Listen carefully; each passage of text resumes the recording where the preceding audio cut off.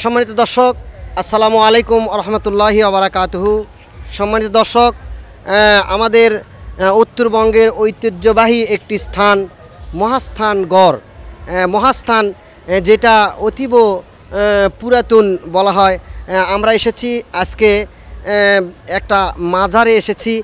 এটা হলো মহাস্থানগড়ে অবস্থিত, মহাস্থানগড়ের উপরে অবস্থিত এই মাজারটা হলো হজরতে শাহ সুলতান মাহমুদ বলখি মাহি সোহার রহমতুল্লাহ আলাইয়ের মাজার। আপনাদেরকে আজকে ঘুরে ঘুরে তার মাজারটা দেখাবো এবং তার সঙ্গীদের যে কবরগুলি রয়েছে আপনারা দেখতে পাচ্ছেন। পাশে পাশেই সঙ্গীদের কবরগুলি রয়েছে। এই যে দেখেন, মাহি সোহার বলকি রহমতুল্লাহ আলাইয়ের সঙ্গে যেনারা এসেছিলেন তাদের কবরগুলি এরকমভাবে চিহ্নিত করে রাখা হয়েছে। সম্মানিত দর্শক, আপনারা দেখতে থাকেন।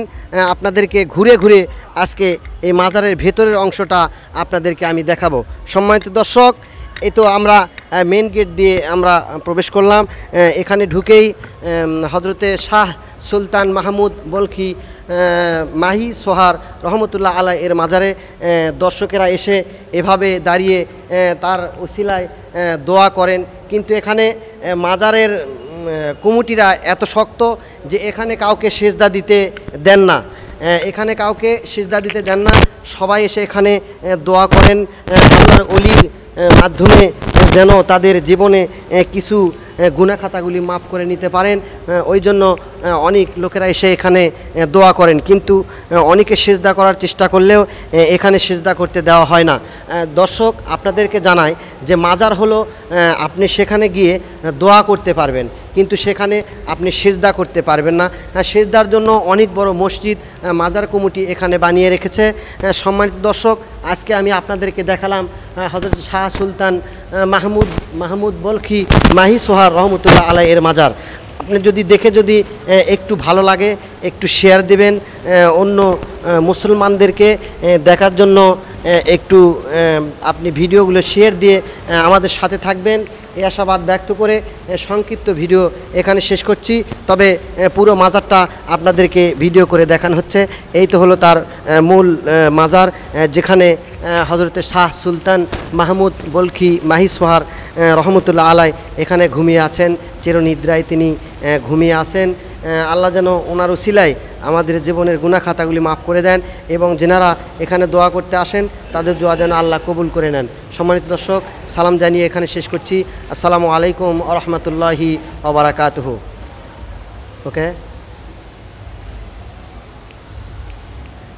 তবে দর্শক আপনারা দেখতে থাকুন মাজারের আশেপাশের জায়গাগুলো আপনারা দেখতে থাকুন।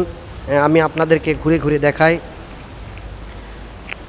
দেখেন ওপর দিকে ঝাড়বাতিগুলোকে একটু জ্বালানো যাবে। সম্মানিত দর্শক, এখানকার মহান যিনি খাদেম রয়েছেন তাকে বলা হলো যে ঝাড়বাতিগুলো জ্বালিয়ে দেওয়ার জন্য। দেখেন কত সুন্দর মনোরম পরিবেশ, মনোরম ঝাড়বাতিগুলো আপনারা দেখুন। আল্লাহর পথে, আল্লাহর দিনের পথে যেনারা থাকেন তেনাদের সম্মান আল্লাহ রাব্বুল আলামিন এখানেই দেন। জানা যায়, ইতিহাস থেকে জানা যায়, এই হযরতে শাহ সুলতান মাহমুদ বলখি মাহি সোহার রহমতুল্লাহ আলাই ইনি এসেছিলেন এখানে। আসার পরে রাজা পরশুরামের কাছ থেকে সামান্য একটু জায়গা চেয়ে নিয়েছিলেন, যেখানে জায়নামাজ বিছিয়ে তিনি জায়নামাজ পড়েছিলেন এবং আল্লাহর কুদরতে জায়নামাজটা বিছিয়ে দিয়েছিল। এই হলো সেই স্থান। সম্মানিত দর্শক, আপনারা জানবেন এবং দেখলেন যে আমরা যদি আল্লাহর দিনের পথে, আল্লাহর দিন কায়েমের জন্য যদি আমরা থাকি, তাহলে মৃত্যুর পরেও আল্লাহ রাব্বুল আলামিন এরকম সুন্দর সম্মান দিয়ে জান্নাতের ভিতরে আপনার থাকার ব্যবস্থা করে দিবে। সম্মানিত দর্শক, তাই আমরা আসুন, আমরা সর্বোপরি একটা কথা বলি, সেটা হলো সবচাইতে গুরুত্বপূর্ণ কথা। সেটা হলো এই যে মাজারে এসে কবর সামনে রেখে কেউ সিজদা করার চেষ্টা করবেন না। তার কারণ সিজদা পাওয়ার যোগ্য কেবলমাত্র মহান রব। আসসালামু আলাইকুম ওয়া রাহমাতুল্লাহি ওয়া বারাকাতুহু।